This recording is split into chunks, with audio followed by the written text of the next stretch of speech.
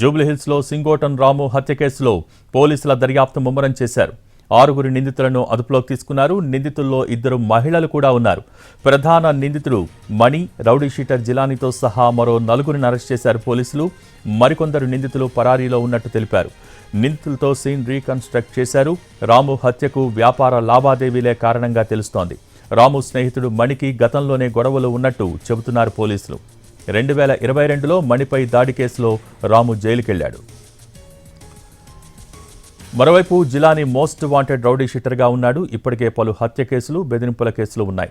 Madhapur PS పరిధిలోని నీరూస్ వద్ద land వివాదంలో రియల్ ఎస్టేట్ వ్యాపారులపై కాల్పులు జరిపిన ఘటనలో జైలుకు వెళ్లి వచ్చినట్టు తెలిపారు పోలీసులు. గుడిమల్కాపూర్లో నదీం అనే యువకుడిని హత్య చేసిన కేసులోనూ నిందితుడుగా ఉన్నాడు.